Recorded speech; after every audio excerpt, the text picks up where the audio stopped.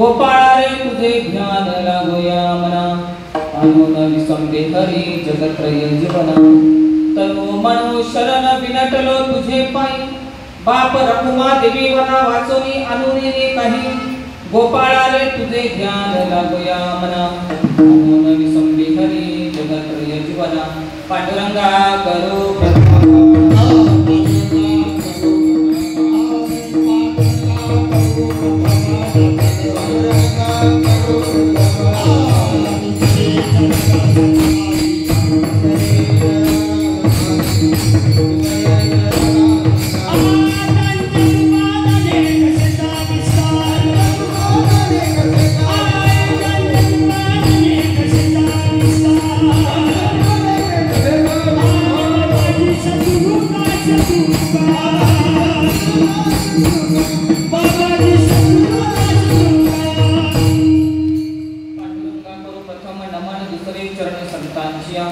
त्यांच्या कृपादाने कथेचा विस्तार बाबाजी सद्गुरु दास तुका ओम नमः जी आज्ञा वेद प्रतिपाद्या जय स्वसंवेद्या आत्मरूपा देवा तुझी गणेश सकला तुमती प्रकाश मने निवृत्तिदास अवतारी दयांची मेलिया स्मरण होय सकल विद्येचे आदिकरण जीवन दुसरी चरण श्री गुरूंचे नमस्कार ओम नमो ज्ञानेश्वरा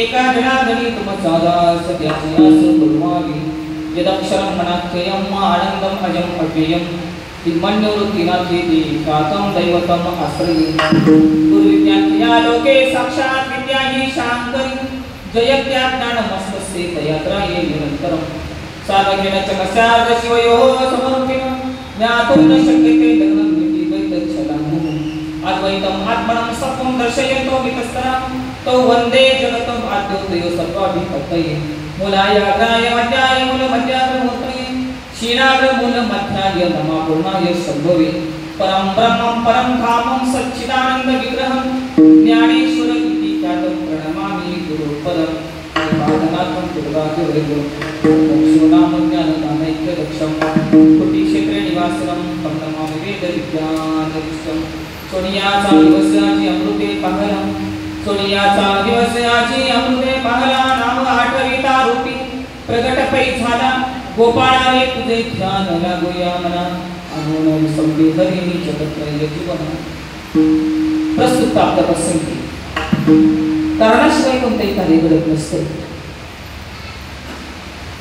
संत श्रीपाद बाबा संत रामदेव बाबा यांच्या पदस्पर्शाने पुंट झालेली ती वाकुली गाव आणि या वाकुली गावामध्ये संत श्रीपाद बाबा आणि संत रामदास बाबा भजनी महिला भजनी मंडळ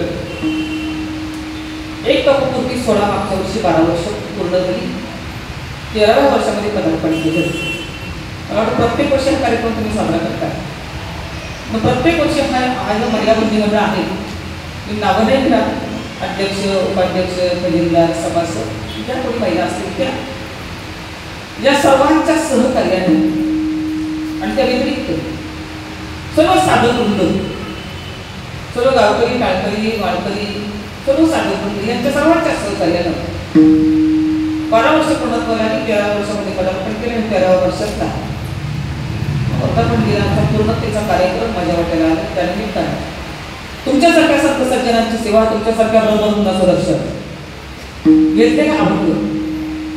ज्ञानराज माझी योगियांची माऊली, जेणे निगमवल्ली प्रगट केली, गीता अलंकार राम ज्ञानेश्वरी, ब्रह्मानंद लहरी प्रगट केली. जगताची माऊली नवरा आहे, विश्ववंद्य माऊली नवरा आहे. साधकांचा मायबाप, तुमचा आमचा सर्वांचा वयस्कर असणारे माऊली, यांचा 3 चरणाचा अभंग की ज्याने अनुभव आहे. भक्तीची निगमवल्ली म्हणजे भक्तीचं मूळ या समाजामध्ये प्रगट केलेलं आहे. तिचे प्रगट करत असताना सर्व स्तरावरील समाज माऊलीने पाहिला आहे. साधू संतांचं कार्य काय, यज्ञ यावत जीवाला भक्तीचा अनुभव करून देणं किंवा भक्तीची अनुभूती करत असताना आत्यंतिक दुःखाची निवृत्ती आणि परम आनंदाच्या स्वरूपाला प्राप्त जीव व्हावा,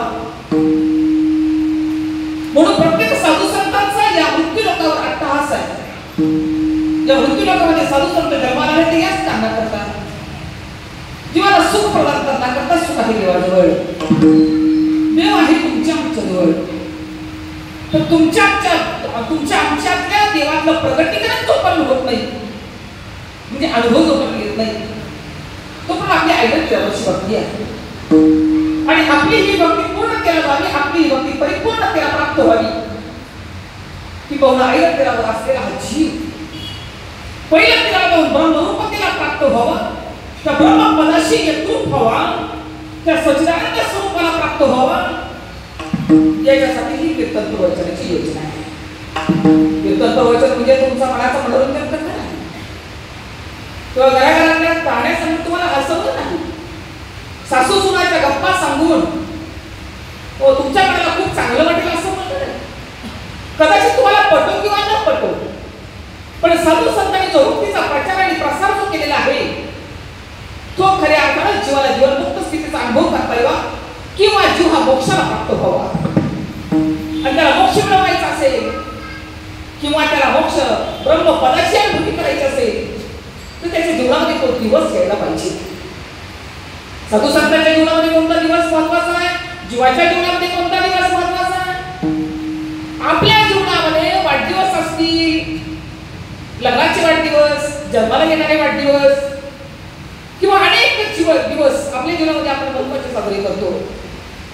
पण साधू संत सांगतात तो दिवस नाही, तो दिवस नाही. संत वाक्य सांगतात की तुमच्या आमच्या जीवनामध्ये जो दिवस यायला पाहिजे, तो दिवस म्हणजे संतमुखी आपला जन्म होणं, हा सोन्याचा दिवस आहे.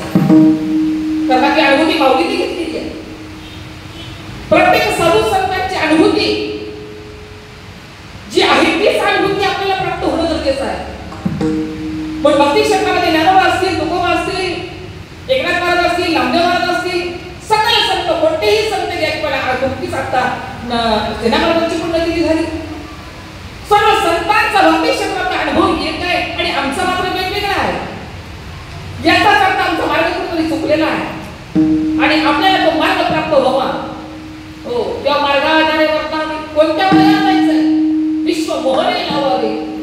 हो, साधू संत सांगतात या विश्वाला त्या भक्तीचा मार्ग सांगण्यासाठी, किंवा भक्तीची अनुभूती करण्यासाठी प्रत्येक साधू संत हे अट्टहासाने प्रयत्न करतात. कारण या जगताकडे पाहिल्यानंतर प्रत्येक जीव त्याचं सुख वेगवेगळ्या प्रमाणामध्ये आहे, किंवा वेगवेगळ्या विषयामध्ये त्याचं लपलेलं आहे. कुणाचं घरामध्ये असेल, कुणाचं शेतामध्ये असेल, कुणाचं बंगल्यामध्ये असेल, कुणाचं गाडीमध्ये असेल, कुणाचं पैशामध्ये असेल, कुणाच्या विषयामध्ये असेल. प्रत्येकाची सुखाची कल्पना वेगवेगळी आहे. पण साधू संत जे स्वतः सांगतात ना, त्यांना सांगायचंय काय? त्यांनी वेदांचा आधार घेतला, त्यांनी 6 शास्त्राचा आधार घेतला, त्यांनी 18 पुराणांचा आधार घेतलाय. आणि आमच्या मार्गाला चालतो. पण माऊली सांगते मनोमार्गे गेला तो तेथे मुकला हरी स्वामी तोची धन्य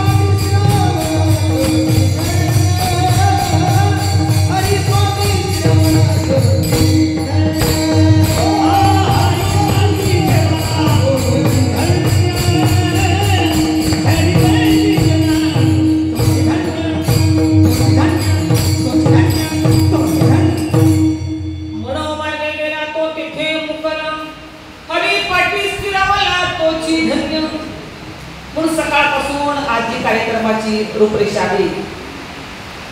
सकाळी संत श्रीपाद बाबा, संत रामदास बाबा यांच्या पादुका आणि त्यांच्या मूर्ती पालखीत बसून त्यांची मिरवणूक टाकली. त्यानंतर भजन झाले. भजनानंतर प्रवचनाचा कार्यक्रम झाला. प्रवचनानंतर सुंदर असा हरिपाठ झाला. हरिपाठाचं माध्यम तुम्हाला जे सांगितलंय, हरिपाठी स्थिरावला तोची धन्य. हरिपाठ म्हणजे काय?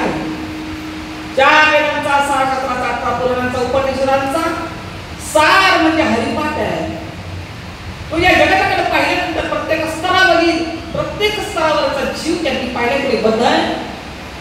कोणी मुमुक्षु आहे, कोणी साधक आहे, कोणी सिद्ध आहे, कोणी योगी आहे, कोणी जोपी आहे, तपी आहे, ज्ञानी आहे, संन्यासी आहे.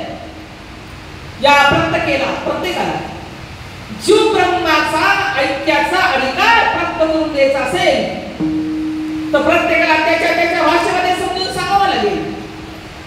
योग्यांसाठी मौलीने चांगले 65 सांगितली, ज्ञानासाठी अमृतानुभव सांगितला, साधकांसाठी ज्ञानेश्वरी आहे. त्या सर्वसामान्य जीवाला भक्तीची अनुभूती करण्यासाठी हरिपाठ करण्यास सांगितले. 28 अभंगाच्या हरिपाठामधून खरे अर्थानं अभंग जरी वेगवेगळे दिसते तरी त्या अभंगाचा गुह्यार्थ जो आहे तो गुह्यार्थ काय आहे आणि फक्त लक्षात घेतलाय. आम्ही फक्त लक्षार्थाच्या मार्गाने जातो, पण त्याचा गुह्यार्थ जो आहे हा गुह्यार्थ गुरुमुखाशिवाय समजू शकत नाही. सद्गुरु मुखातूनच ते श्रवण करावं लागतं. श्रवण करावं लागतं. पण काय श्रवण करावं गुरुमुखातून? काय श्रवण करायला पाहिजे? अवांतर श्रवण न करता महावाक्याचं श्रवण गुरुच्या मुखातून जर केलं तर आपल्यामध्ये असणाऱ्या त्या दिव्यत्वाचं त्या चैतन्याचं दर्शन, आपल्या त्याच परमात्म्याचं आपल्याला दर्शन व्हावं. कारण मीच माझ्यापासून चुकलेलो आहे आणि मीच मला माझ्यामध्ये भेटलो पाहिजे. मी माझे भोभागी मीच हरपलो मीपणे, मीच भेटलो सद्गुरु वचने अनंततेने उल्लास. सद्गुरु वचन कैसे हो अलौकिक, मीच माझे भोगिले निज सुख. अरे सद्गुरूचं वचन कानावर पडल्याशिवाय आपल्या दुःख निवृत्त होत नाही. आणि एका जन्माचं दुःख नाहीये, हे अनंत जन्माचं आहे. अनंत जन्माचं जरी आम्ही प्रकाशात असलो तरी आम्ही अंधारातच आहोत. सूर्य कृपाचं नाही सांगितलं, पण तू कोणाने प्रमाणे सांगितलं. अहंकार निशिगर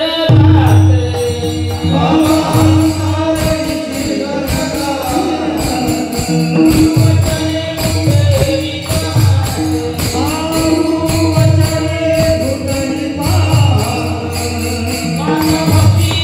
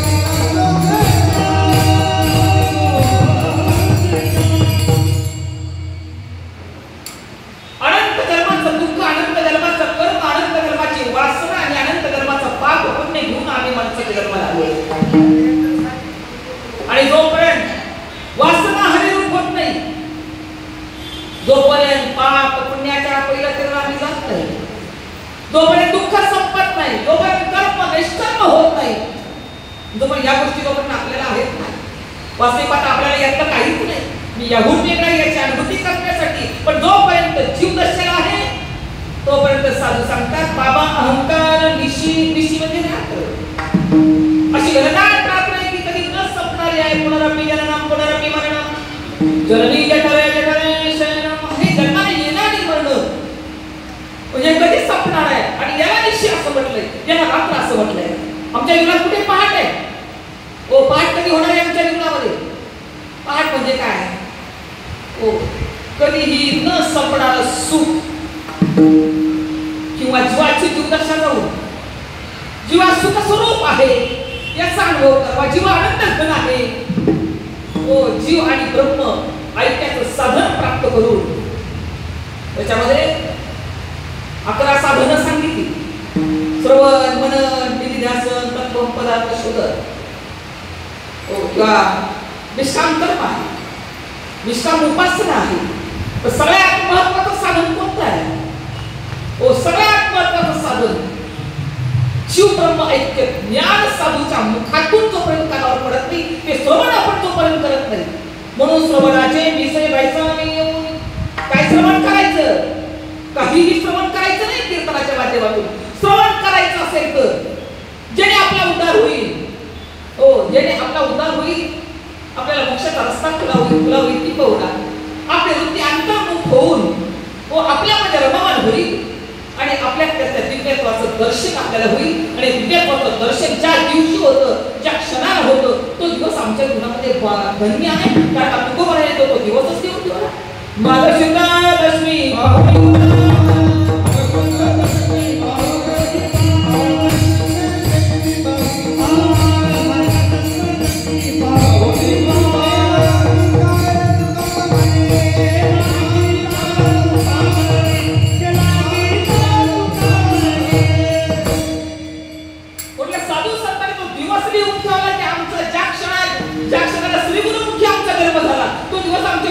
भाग्याचा आहे. पण आमचं भाग्य कुठे आहे? आम्ही भाग्य कशाला म्हणतो? हो आम्ही भाग्य प्रपंच वाढणं किंवा प्रापंचिक वस्तूची प्राप्ती होणं याला आम्ही भाग्य म्हणतो. पण साधू संत सांगतात ते सगळं नाशिवंत आहे. हो नाशिवंत देह किंवा साधू संत सांगतात देहा सकट आहे की नाही? देहा सकट दिलेलं दिसतंय ते जाणार सकट आयुष्य काढतो काळ सावधान. कारण आपलं हे शरीर बदलत चाललंय. आपण त्याच्या नादी लागलो. आपण त्याच्यामध्ये सुख शोधू लागलो. आपण त्या देहाच्या नादी लागून आपण आनंद मानतोय. वस्तिक मात्र हे शरीर हळूहळू रोज बदलतंय. कालचे आज आपण नाही. कालचे होते ते आपण गेलो कालच संपलं आणि आपण नवीन जन्माला आलोय. तसं आपल्या समोर येणारं नदीचं पाणी वाहणारं पाणी आपल्या गावामध्ये जर पाणी आलं तर ते पाणी दुसऱ्या दिवशी तेच पाणी आहे का? ते पाणी वाहून गेलं पुढच्या गावाला आणि मागच्या गावचं पाणी आपल्या गावाला आलं. मग पाणी जसं वाहत राहतं ना तसा हा प्रवाह आहे. प्रवाह आहे.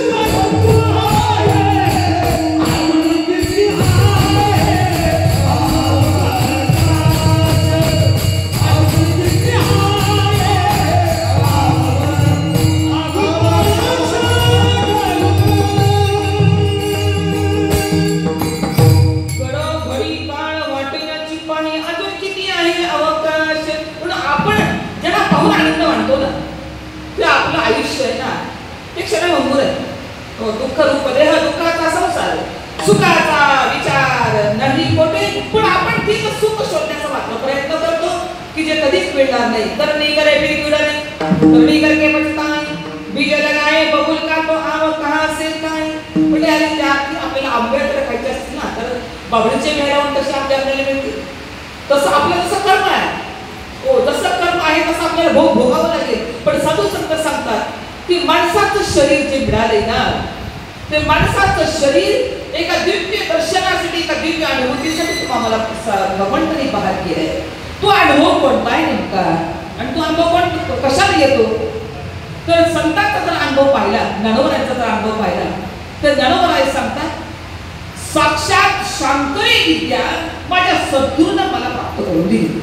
तिच्या शांकरी विद्येनं, साक्षात विद्या ही शांकरी, ही शांकरी विद्या शंकरापासून आली म्हणून शांकरी म्हणायची.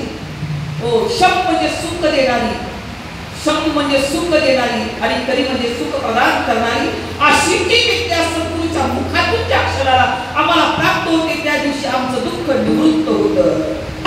हो काका, दुःख कशाच्या ठिकाणी आहे? दुःख आमच्या ठिकाणी नाही, दुःख माझ्या ठिकाणी नाही, दुःख हे अंतःकरणाच्या ठिकाणी आहे. दुःख हे मला नाही, का मी या सगळ्याला म्हणून येत आहे, पण मी जे मांडलंय ना ते काढायचं आहे. मी सुखी आहे, मी दुःखी आहे, मी जन्माला येतो, मी मरतो. हो, हे अनेक भ्रम आमच्या ठिकाणी आम्ही अंतर्गत बुद्धीने जे स्वीकारले असतात, ते भ्रम करायचे. तुम्ही प्रापंचिक आहे, हो, किंवा अनेक नको ते भ्रम आपण स्वीकारले. पण हा भ्रम करायचा असेल तर याच्यासाठी एकच जागा आहे, जेणे भ्रांतीपासून हिरकले, गुरु वाक्य मन धुतले, आडवा स्वरूपी गाठले हरवणे, किंवा गुरु तेथे ज्ञान, ज्ञानी आत्मदर्शन, दर्शनी समाधान, अति दैशनिक श्री गुरु आहे. तिथं ज्ञान आहे, तिथं ज्ञान आहे, तिथं आत्मसाक्षात्कार आहे. म्हणून आम्हाला मोक्ष कशाने मिळतो, किंवा आम्ही सुख स्वरूप कशाने होणार आहोत, आम्ही आनंद स्वरूप कशाने होणार आहोत, त्यासाठी आम्हाला कर्म करावी लागेल, आम्हाला उपासना करावी लागेल. तर शास्त्राने असं सांगितलं, निष्काम कर्म आणि निष्काम उपासनेची फलश्रुती काय आहे? तर ज्ञान मार्ग आहे. मोक्ष मिळवायचा असेल तर एकच ज्ञान मार्ग आहे. तो ज्ञान मार्ग गुरुच्या मुखातून जोपर्यंत आपल्याला कानावर पडत नाही, म्हणून ते श्रवण करायला पाहिजे गुरुच्या मुखातून.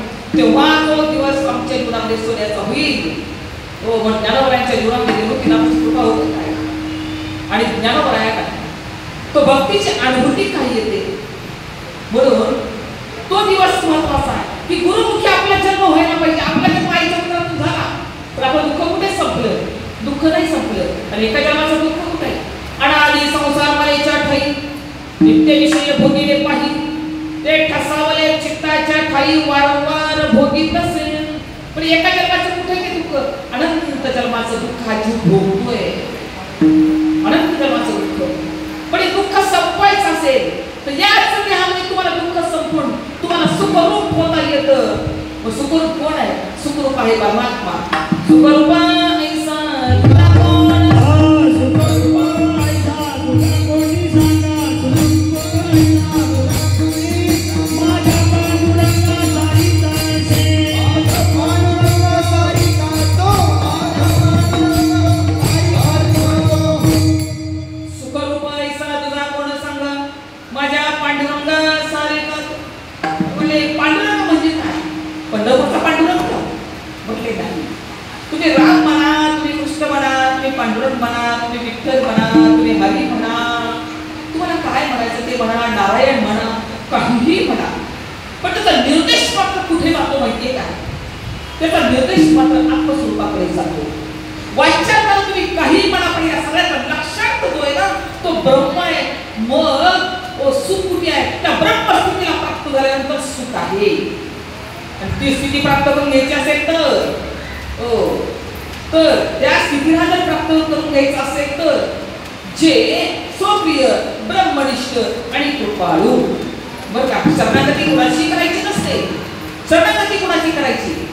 स्वप्रिय, ब्रह्मनिष्ठ आणि कृपाळू महात्मा जीवनामध्ये आला तर ते क्षण आपल्याला, ते क्षण आपल्या जीवनामध्ये प्राप्त होतील, दीप होणार. तुझं तुकोबाई सांगतात ना, आजी पिटले माझे कोणे,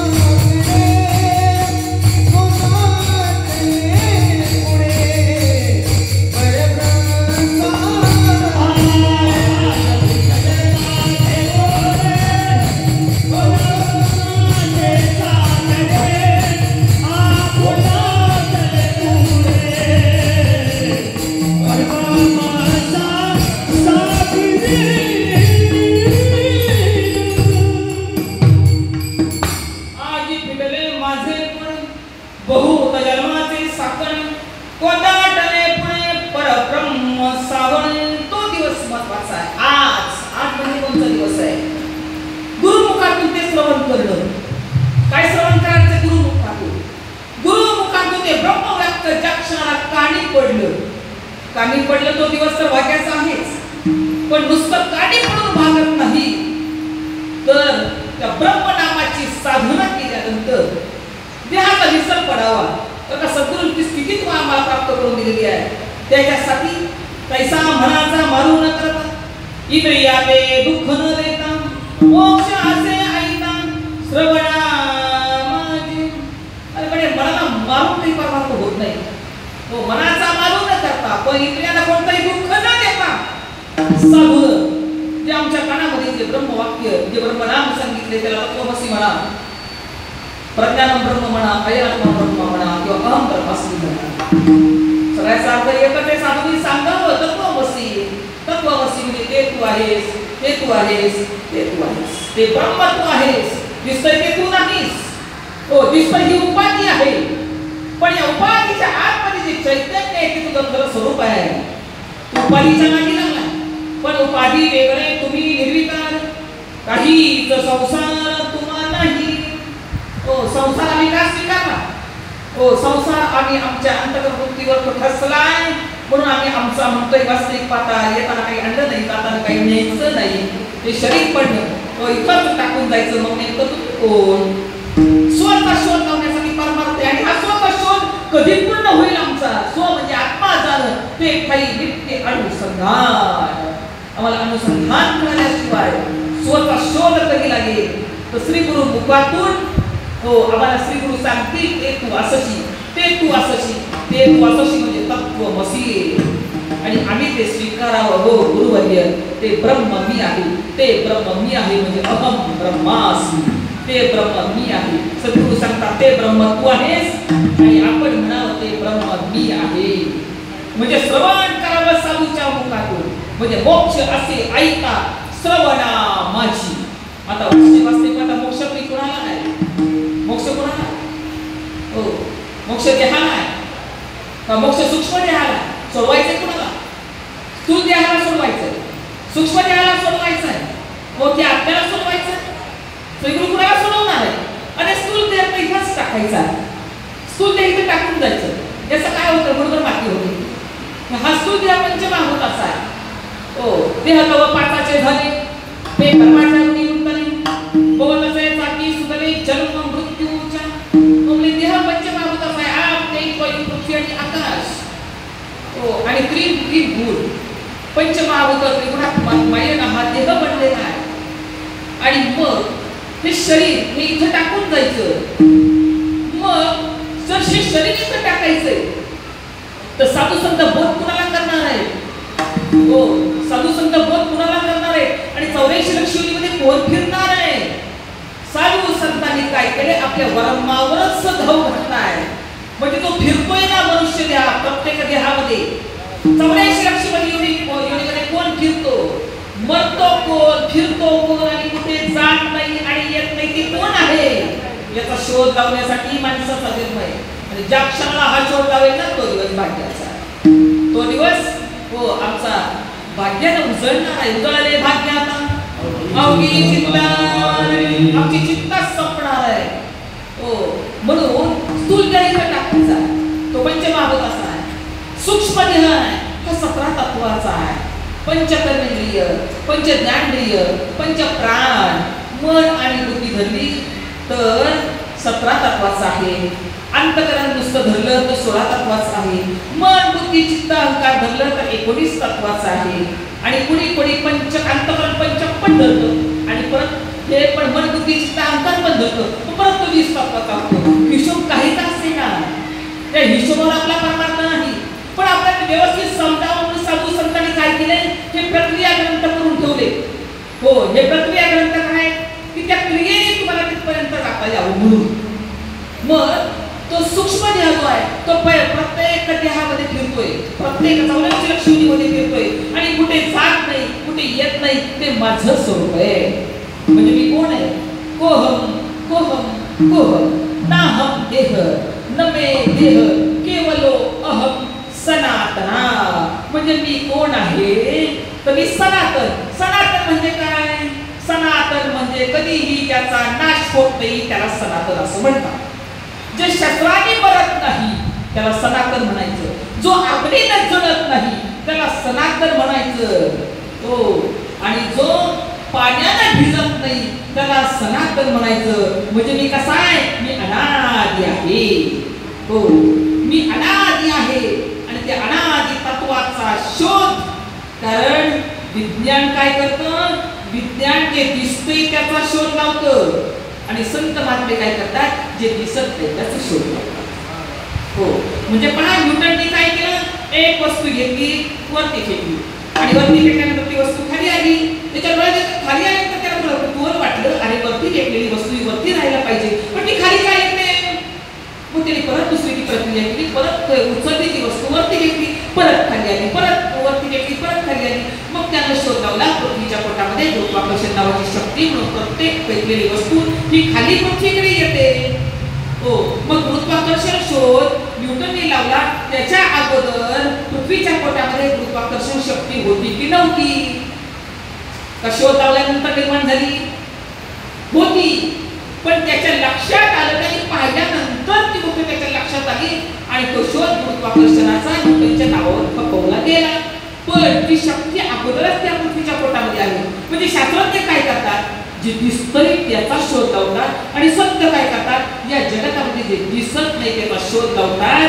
जे दिसत नाही त्याला ब्रह्म म्हणतात. आणि नाही रूपापणे करुणी खरे हरिदासी, करुणी खरे हरिदासी, करुणी खरे हरिदासी. आणि नाही रूपापणे करुणी खरे हरिदासी, करुणी खरे हरिदासी, करुणी खरे हरिदासी. आणि नाही रूपापणे करुणी खरे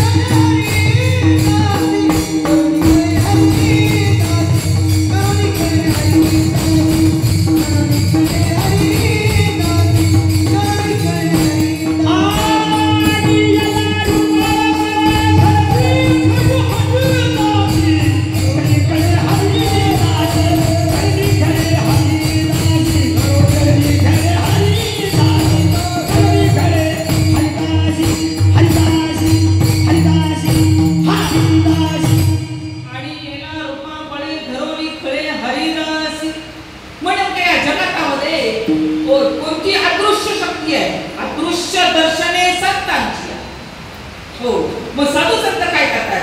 दृश्य वस्तू आपण आपल्या डोळ्याने पाहतो, पण अदृश्य वस्तू या जगतामध्ये आहे, तिला देव असं म्हणतात. आणि चराचरामध्ये मुंगीपासून ब्रह्मदेवापर्यंत प्रत्येकामध्ये ती वस्तू स्थित आहे. व ती आतही आहे, बाहेरही आहे. हो, आतही आहे, बाहेरही आहे. अगोदर मग साधू संत काय करतात? तुमच्या पिंडामध्ये काय आहे ना ते तुम्हाला शोधायचे का? पिंड देहस्थिती ब्रह्मांडी पसारा हरी विन सारा व्यक्त ब्रह्म. मग हरीशिवाय काहीच नाही. मग हरी म्हणजे काय? हो, हरी म्हणजे काय? हरी म्हणजे एक नित्य पद आहे, एक अविनाशी पद आहे, एक दिव्य पद आहे. हो, आणि त्या दिव्य पदाची अनुभूती तुम्हाला यावी, तो दिव्य साक्षात्कार तुमच्या आमच्या आत हृदयामध्ये तुम्हाला प्राप्त व्हावा, यासाठी साधू संतांनी जी योजना केली. जे पहाटे विन पाहावीत, अमृते विन जेववीत, योगे विन दावीत कैवल्य गणा. हो, कैवल्य म्हणजे काय? हो, कैवल्य म्हणजे नित्यपद, त्याला कैवल्य असं म्हणतात. जे अविनाशी पद त्याला कैवल्य असं म्हणतात. हो, जे चैतन्य स्वरूप आहे त्याला कैवल्य असं म्हणतात. आणि त्या पदाशी एकरूप साधण्याची एक संधी तुम्हाला प्राप्त झाली म्हणजे माणसाचा जन्म त्या कैवल्य पदाला प्राप्त होण्यासाठी, हरिरूप होण्यासाठी आहे. हो, म्हणून या हरी या नित्य पदाला प्राप्त करण्यासाठी साधू संतांच्या मुखातून ते ब्रह्मवाक्य ज्या क्षणाला काढी पडतं, आणि ते ब्रह्मवाक्य नुसतं काढी पडत नाही तर त्याचा अनुभव ज्या क्षणाला येतो, म्हणजे चिंतने तद्रूपता. चिंतन करता करता सद्गुरूंची क्रिया मला सांगितलेली आहे. सद्गुरू ते सांगतात ते नुसते नाही, ते क्रिया करून लागली आहे. ज्यांनी क्रिया करून दाखवली, तुला बाहेर भटकणार मन तुझी मुक्ती हात मध्ये लागली. कारण का मन काय होतं, कानातून बाहेर पडतो ना, कानातून बाहेर पडलं की नको ते ऐकतं. मन डोळ्यातून बाहेर पडतं, नको ते पाहतं. मन मुखातून बाहेर पडतं, नको ते बोलतं. आणि जे करायला पाहिजे ते विसरून गेलो. म्हणून तुमची मनोवृत्ती, तुमची बुद्धिवृत्ती अनंत जन्मापासून तिला जी सवय लागली ना, म्हणून बुद्धी बौद्ध्या सोके आणि एवढी वस्तू चुकी.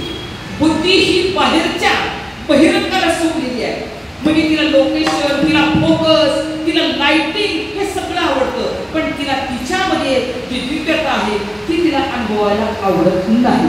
म्हणून मन काय करतं, जे पाहतं त्याचा संकल्प विकल्प करतं, बुद्धी त्याचा निश्चय करते, चित्त त्याचं चिंतन करतं आणि अहंकार ज्या नको त्याचा अहंकार ते धारण करतो आणि मग मी अमुक आहे, मी तमुक आहे. पण जी वस्तू आपण आहोत ती झाकली गेलेली आहे. जी वस्तू आपण आहोत ना, या देहामध्ये नेमकं काय आहे? कोण डोळ्यातून पाहतं, कोण कानातून ऐकतो, कोण वाणीतून बोलतो, नवीन झोपेतही श्वास चालू आहे, तो अखंड आहे का खंडित आहे? झोपेत तुम्हाला जगवणारा कोण आहे, कोण तुम्हाला जिवंत ठेवतो झोपेत? याचा शोध लावण्यासाठी माणसाचा जन्म, याचा शोध साधू संतांनी लावला आहे.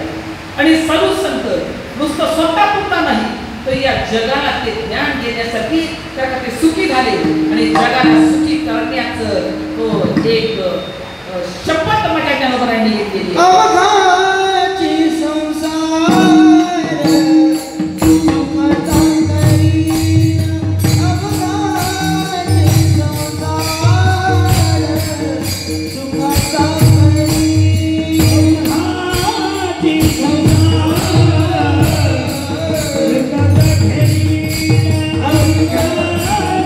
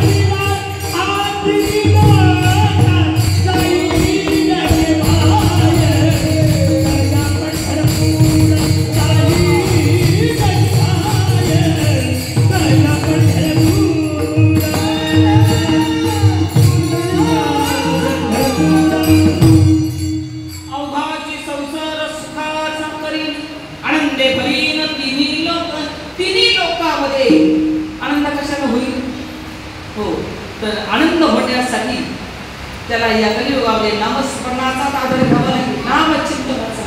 वास्तविक पाहता अनंत हे स्वरूपच आपलं आहे, फक्त प्रतिबंध आपल्याला करायचे.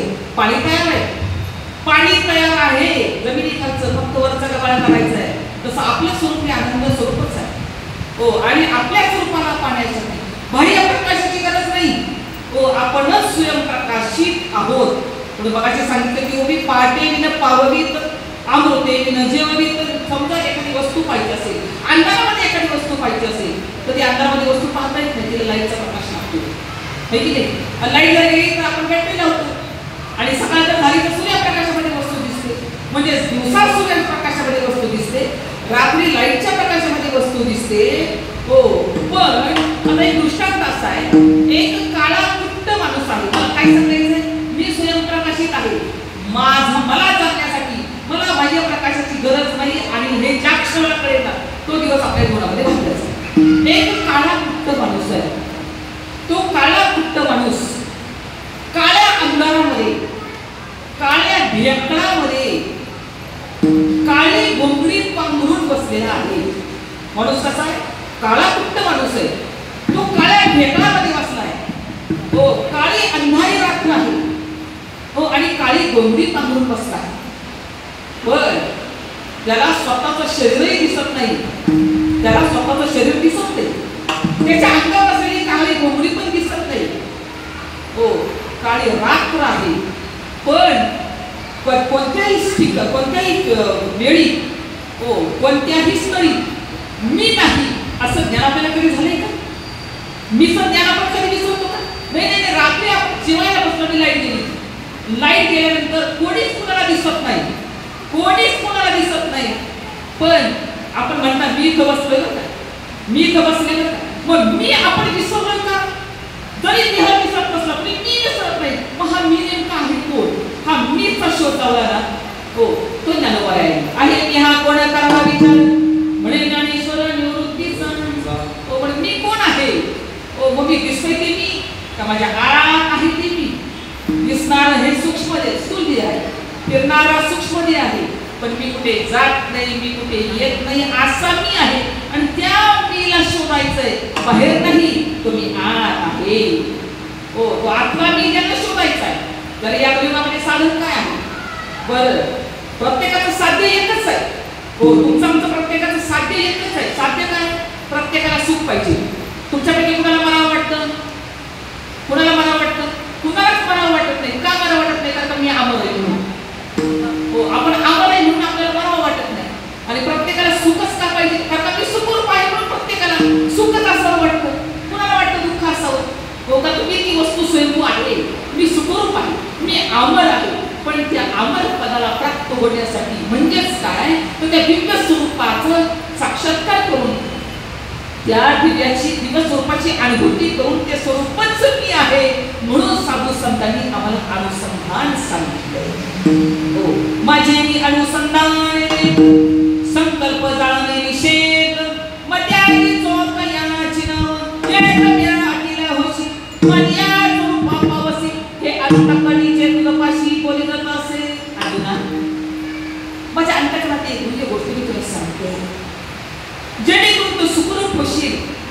तू मरणार नाहीस का? तू मरणारा नाहीच. तू सुखरूप आहे, तू आनंद स्वरूप आहेस. पण त्या अनंत पटी जया म्हणून ते हरी, त्या अनंत पदाला प्राप्त व्हायचं असेल तर शास्त्राने जाईल ज्या काही क्रिया प्रक्रिया तुम्ही सांगितल्या त्या तुम्हाला कुणातरी सद्गुरू म्हणून श्रोत्रिय ब्रह्मनिष्ठाने कृपा. अशा साधूच्या मुखातून श्रोत्रिय म्हणजे कोण आहे? 4 वेदांचा शास्त्र, 6 शास्त्रांचा, 18 पुराणाचा गर्भित गाभा होता. त्याच्या हाताला लागलाय ना. हो ज्याच्या हाताला लागलाय गर्भित गाभा तो श्रोत्रिय.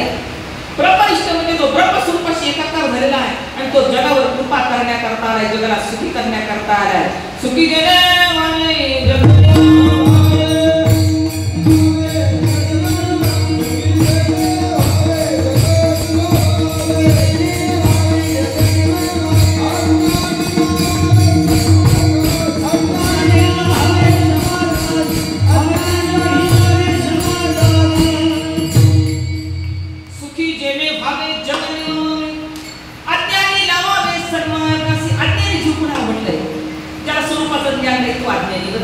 शिकलेला ज्ञानी आपण असं म्हणतो, पण परमार्थाचा आणि शिक्षणाचा काय संबंध आहे?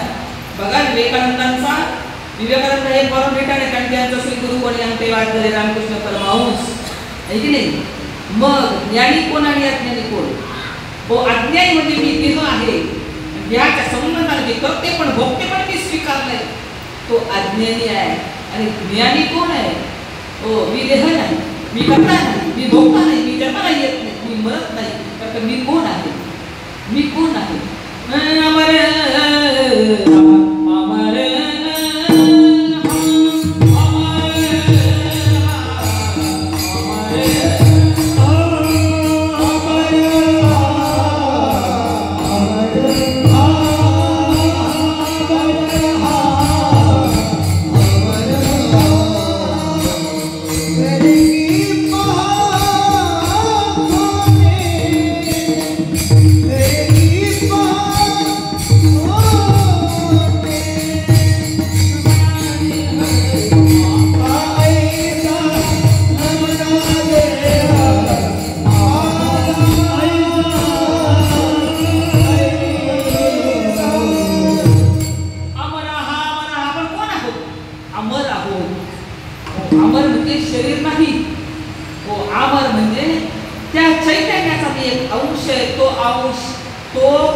अंशी आहे, मी त्याचा अंश आहे.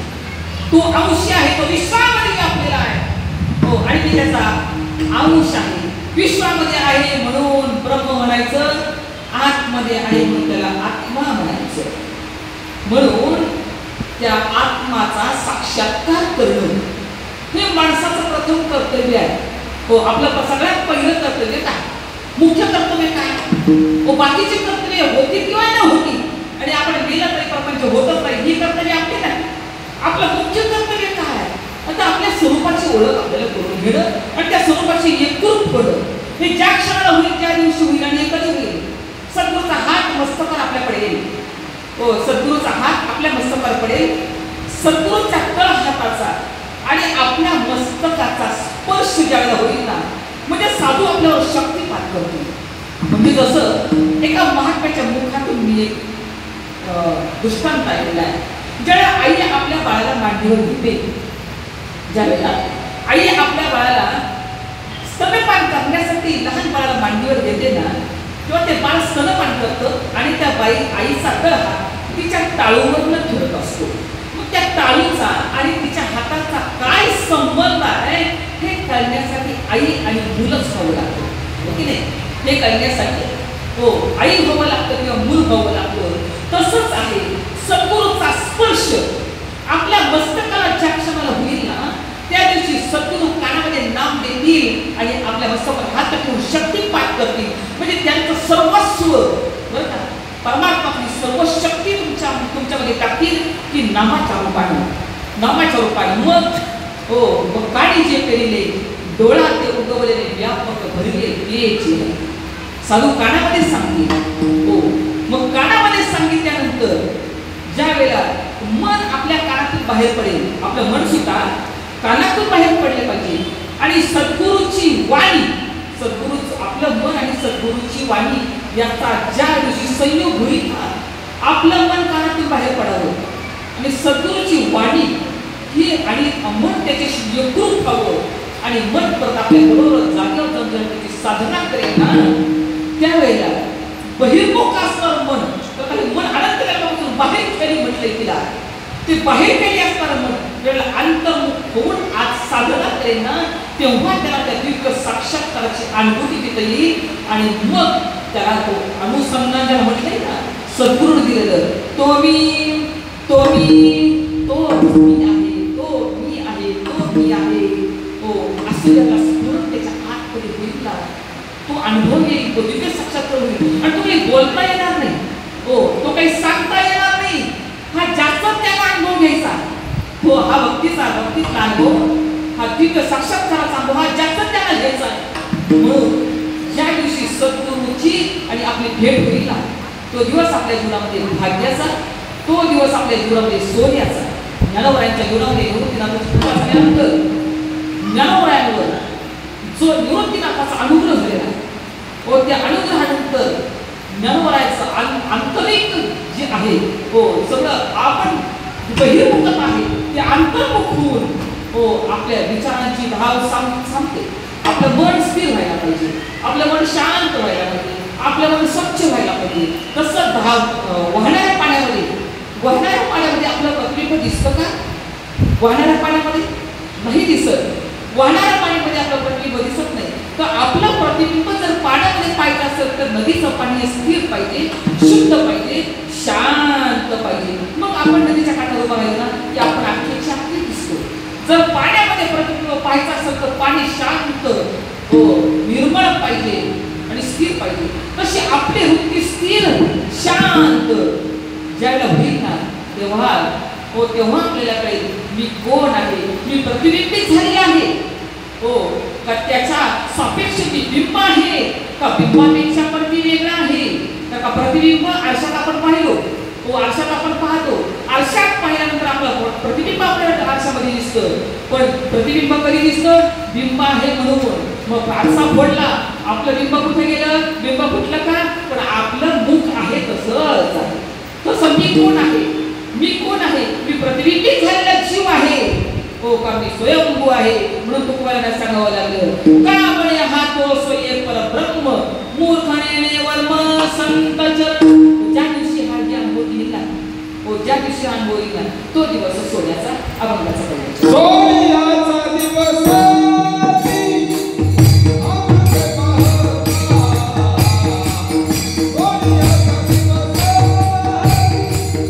I'm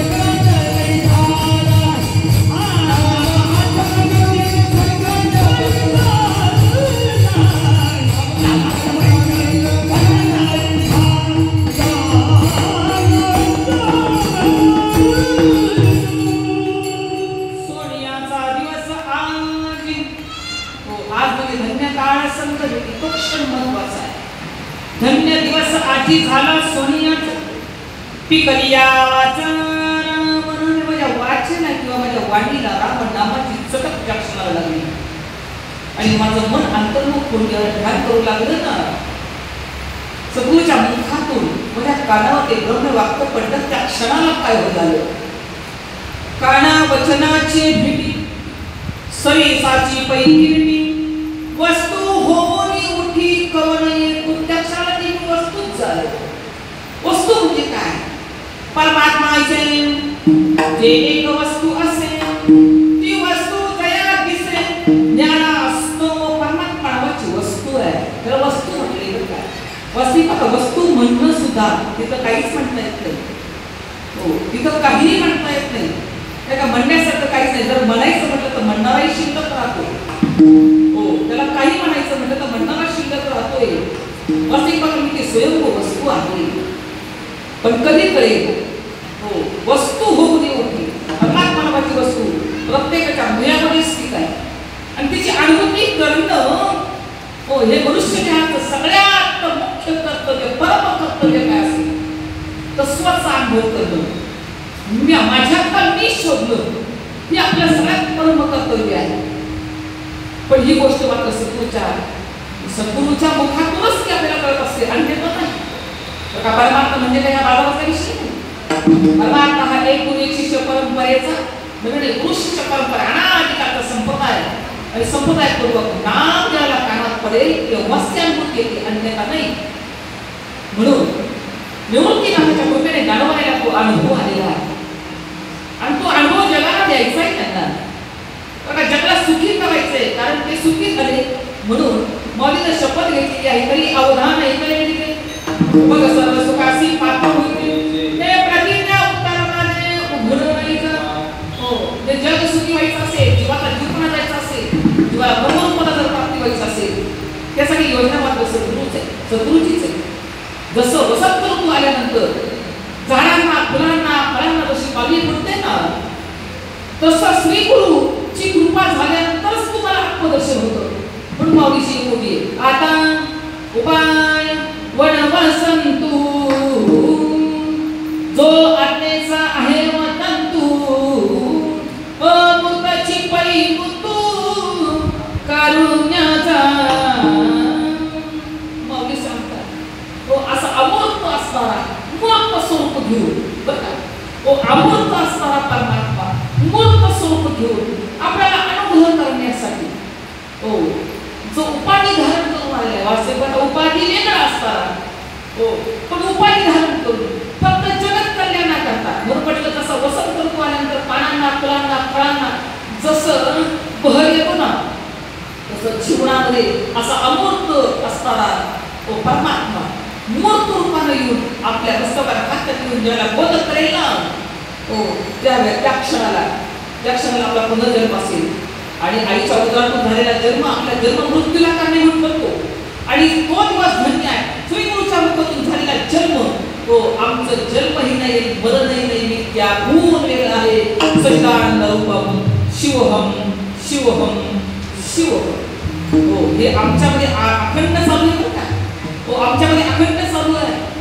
हो, पण ती अखंडता, हो, ही अखंडता आमची खंडित का होते तर आमची वृत्ती बहिर्मुख होते. म्हणून त्या वृत्तीला अंतर्मुख करून, हो, त्या ठिकाणी जर नामाचा चाळा जर लागला ना, हो, त्याचं ध्यान सतत केलं ना, हो, त्याचं ध्यान सतत, हो, विनंती करावी श्रीगुरूला विनंती करावी, माझं नामस्मरण अखंड होऊ द्या. परमात्म्याला विनंती करावी, कारण परमात्म्याची कृपा झाल्याशिवाय श्रीगुरू नाही, श्रीगुरूची कृपा झाल्याशिवाय, हो, आत्मसाक्षात्कार नाही किंवा शास्त्रकृपा नाही आणि शास्त्रकृपा झाल्याशिवाय, हो, अंतकरण कृपा नाही किंवा आत्मकृपा नाही. म्हणजे पहिल्या एक नंबरची देवाला काय विनंती करावी तर त्याचं ध्यान मला सतत लागू दे. म्हणून पहिली ईश्वर कृपा जीवनामध्ये व्हावी. ईश्वर कृपा जर जीवनामध्ये झाली तर सद्गुरु कृपा होत असते, सद्गुरु कृपा झाली तर शास्त्र कृपा करत असतं, शास्त्र कृपा जर झाली ना, हो, तर आपल्याला आत्मकृपा व्हायला पाहिजे.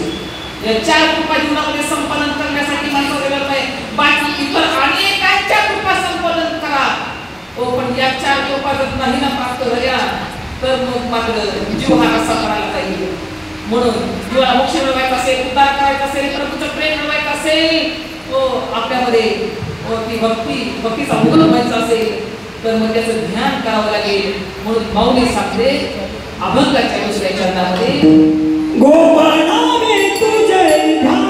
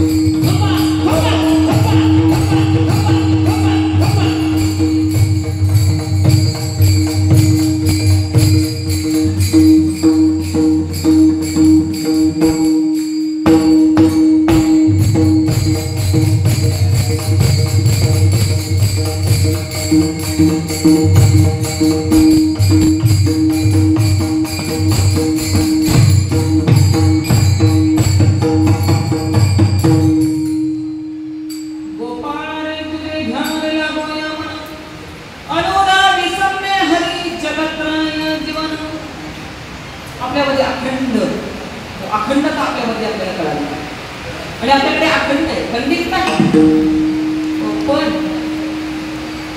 पण आमचं मन ध्यान करत नाही म्हणून आपल्याला ते खंडित वाटतं. मन त्याच्यावर बसत नाही. कारण जसं माशी ही अन्न पदार्थावर बसते, घरामध्ये खरकट सांडलं ते खरं माशी बसते, किंवा बाहेर घाण असते त्या घाणीवर माशी बसते. पण ती माशी कापलेल्या तव्यावर कधी बसत नाही. तसं आपलं मन, आपलं मन त्या मनाला त्याचं हित कळत नाही. वास्तविकता समजून सांगतात त्याचं हित कशात आहे. तर हित ते करावे देवाचे चिंतन करणी आमान शुद्ध भावे. मन शुद्ध करून आपल्यामध्ये आपण रमवून जातो. आपल्यामध्ये आपण रमवतो आणि आपल्यामध्ये आपण रमल्यावर त्याचा ध्यास घेतल्यावर त्याचं ध्यान केल्यावर काय होतं. माऊलीने दिनबंधूचा दृष्टांत बघ सांगितला. ध्यान केलं तर काय होतं. निसंशय जीव जीवाचा जीवपणा जातो आणि जीव ब्रह्मरूपतेला प्राप्त होतो. मग माऊलीने दृष्टांत सांगितला दिनबंधूचा म्हणजे कुंभाराचा. तुका म्हणे आई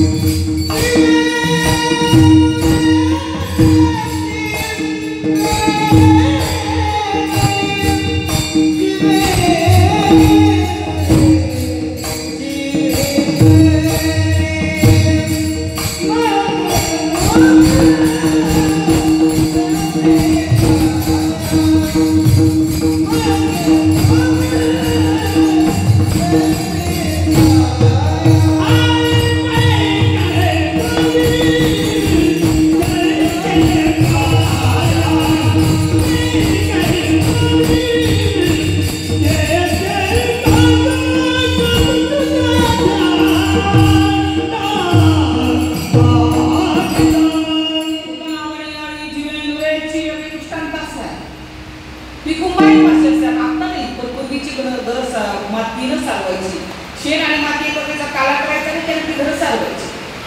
मग ती घरं सारवल्यानंतर कुठेतरी आडगडीला कुंभारणीचं असं गोल गोल गोल गोल घरटं असायचं आणि ते सारवण्याच्या दिवसामध्ये काढलं की त्याच्या पट पट अशा हिरव्या आळ्या खाली पडायच्या. मग ती हिरवी आळी आतमध्ये कशी आली तर त्या कुंभारणीचं खाद्य जे आहे ती हिरवी आळी आहे. तिने काय करायचं त्या कुंभारणीने बाहेर फिरून ती हिरवी आळी आणायची, त्या घरट्यामध्ये ठेवायची आणि मग तिचा नियम काय, तिला दंश करायचा, तिला मारायचा आणि मग खायचं. मग बाहेरून यायचं, तिला दंश करायचा आणि निघून जायचं, परत यायचं. गेली का ते पाहायचं, गेली यायची तर खाऊन घ्यायची, नसली गेली तर परत तिला दंश करायचा, परत बाहेर जायचं.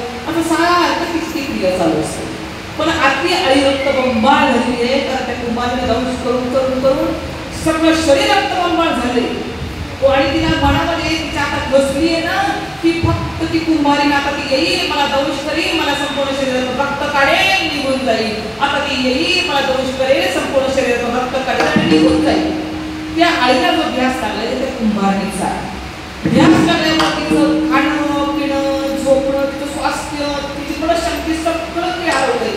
तिच्या डोळ्यामध्ये तिच्या मनामध्ये तिच्या चित्तामध्ये बुद्धीमध्ये फक्त एकच विषय आहे, कुंभारी कुंभारी कुंभारी. पण झालं काय, त्या कुंभारणीचा ध्यास घेत असताना त्या आईला कुंभारणीसारखे पंख फुटतात आणि आईच कुंभारी होऊन त्या घरातून बाहेर पडते. ध्यास लागला तर महाराज आता प्रमाण सांगितलं की तुका म्हणे आई जिवे म्हणजे तिने ज्याचा ध्यास घेतलाय ते स्वरूप जर ती झाली तर जीवाने जर ध्यास घेतला तर ते स्वरूप तो होणार नाही का. निसंशय ते स्वरूपच तो आहे.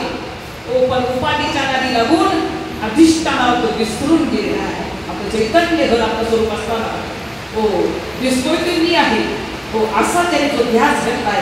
आणि जर बाह्यंगाचा ध्यास घेतला त्याला जन्ममरण चुकणार नाही. आणि त्याने स्वरूपाचा जर ध्यास घेतला त्याला स्वरूपाचा ध्यास घेतात ना निसंशय ते स्वरूप जर झाला तर देह जन्माला आला काय आणि नेला काय, तो जळाला काय, त्याला काय आई परत नाही काय फरक पडत पडत नाही, कारण मरण माझे मरून गेले, मज गेले आम्हाला ही स्थिती त्याच्या ठिकाणी कधी प्राप्त होते, तर त्यांनी आपलं सर्वस्व त्या नामामध्ये समर्पण केलेलं आहे, किंवा प्रभूच्या चरणी समर्पण केले, या श्रीगुरूच्या चरणी समर्पण केलेलं आहे.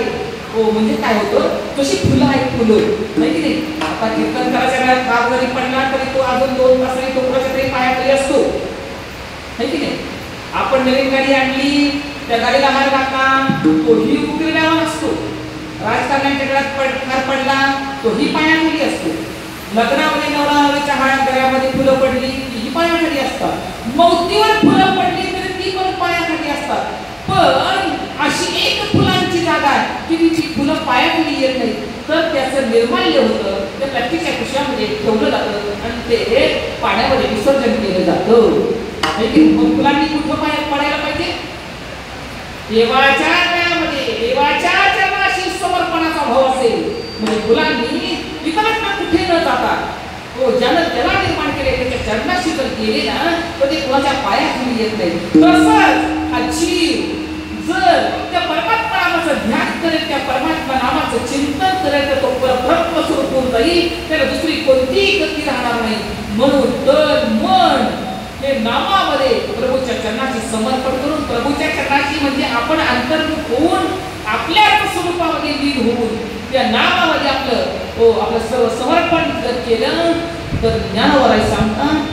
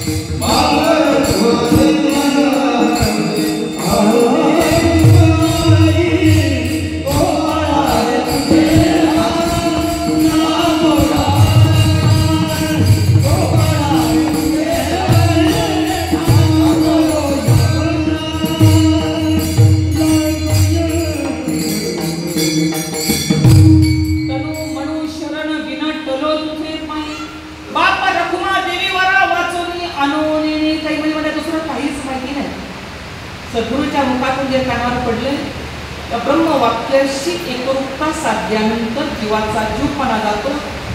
जीव हा ब्रह्मरूप आहे किंवा त्याचा अंश आहे. तो अंश आणि अंशी एकरूप आहे याची अनुभूती करणं हे मनुष्यदेहाचं परम कर्तव्य आहे. पण हे परम कर्तव्य कधी कळेल? गुरुच्या मुखातून ते श्रवण केल्याशिवाय कळत नाही. म्हणून श्रवण केल्याचे काय होते फळ तुका म्हणे फूल उद्धरिले. म्हणून श्रवण करावं. काय श्रवण करायचं आहे? म्हणून धर्म अर्थ काम आणि मोक्ष हो 4 पुरुषार्थ सांगितले. धर्म नावाचा पुरुषार्थ तुम्हाला मनानं करता येतो. 4 बोटांनी तुम्हाला धर्म करता येईल कदाचित.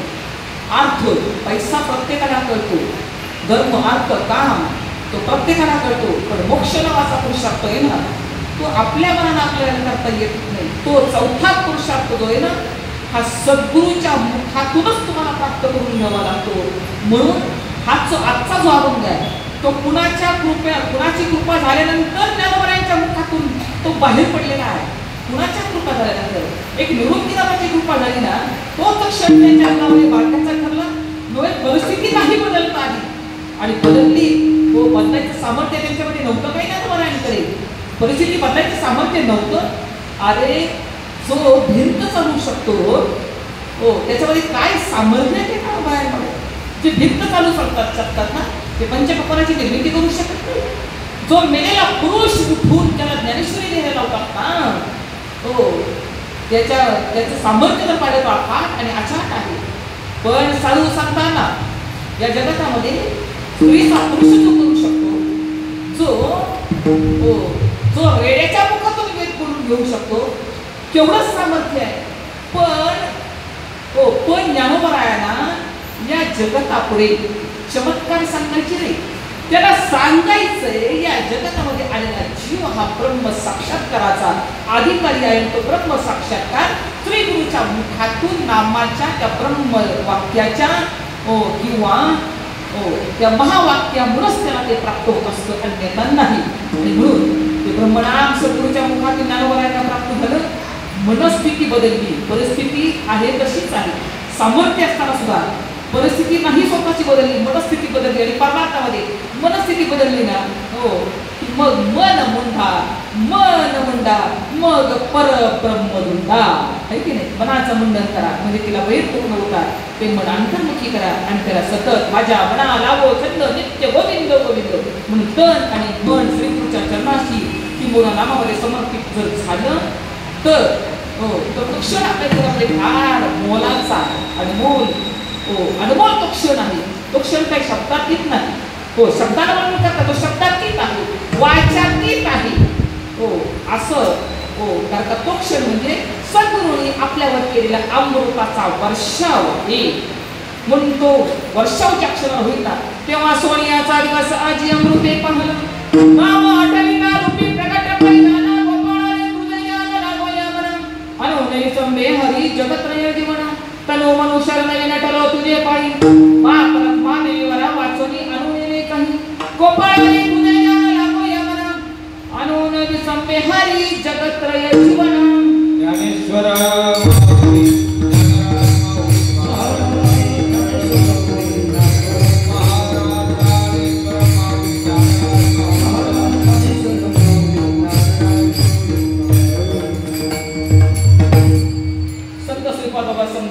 यांच्या खूप आशीर्वादानं आणि त्यांच्या पदस्पर्शाने पुनित झालेले हे वाघोलिका आणि बाबा असताना आम्ही अनेक गोष्टी वेळेवेळा या ठिकाणी येत होतो.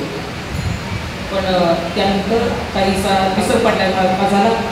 पण आता महिन्यामध्ये एक दिवसाचा कळला वैष्णव मेळावा अगदी संत श्रीपादराव संत रामदासराव भोसले मंडळ त्यात अध्यक्ष उपाध्यक्ष खजिनदार सभासद अनेक महिला वर्ग आणि खूप उत्स्फूर्तपणे हा कार्यक्रम सकाळपासून चालू आहे. म्हणून तुम्हाला अशीच स्फूर्ती श्री गुरुनं भगवान परमात्म्यानं अशी स्फूर्ती द्यावं आणि वर्षानुवर्ष एक दिवशी चालू राहावं. कारण आपण आपल्या गुरुचं नाव मोठं करण्यासाठी आहे की नाही आपल्या त्याला काय होतं आपल्या संप्रदायाचं तत्व आपलं श्री गुरुचं नाव कुठेतरी आपल्यामध्ये त्याला माहीत नाही त्याला माहिती व्हावं आणि अखंड या ब्रह्मनामाकडे ब्रह्मस्वरूपाकडे आपली वाटचाल असावी यासाठी हा वैष्णव मेळावा आहे. हा म्हणजे हा नुसता खेळ नाही. हा म्हणजे काय म्हणतात त्याला करमणूक नाही आहे. याला काहीतरी परमार्थ महाधन दोरी परमार्थ म्हणजे काय देव जोडणे परमार्थ असं म्हणतात. आणि देव जोडण्याची क्रिया या सगळ्या महिलांनी केलेली आहे. आणि म्हणून हा कार्यक्रम ते या ठिकाणी राबवतात. तसेच या ठिकाणी अनेक म्हणजे गुरुवर्य असतील किंवा अनेक सांप्रदायिक अधिकारी पदाधिकारी सर्वजण या ठिकाणी अनेक मराठी अनेक कीर्तनकार प्रवचनकार अधिकार तर खूप मोठं या ठिकाणी झालेली सेवा. आणि परत या ठिकाणी मला माहिती नाही की संस्था सोमनाथ महाराज सोमनाथ महाराज यांच्या मुलांनी हरिपाठ किंवा कीर्तनाला साथ करून त्याच्यामुळे खूप चांगला या कार्यक्रमाला रंग चढला. आमचे नंदबाबा असतील किंवा अमोलबाबा असतील ते नेहमीच या एकावण्यासाठी कर्मावावी साहित्य तरी वगैरे तसं आमच्या गौतीताई असतील अस्त्रवचन त्यांचे म्हणजे सर्व कर्मावरती उच्च वर्गातील अधिकारी या ठिकाणी आहेत. जरा सुरुवात तुम्हा सर्व ब्रह्मगुणाच्या चरणी माझ्या सद्गुरूच्या चरणी सेवा समर्पित करूया आणि या ठिकाणी सेवेला पूर्ण करूया. विठ्ठल जय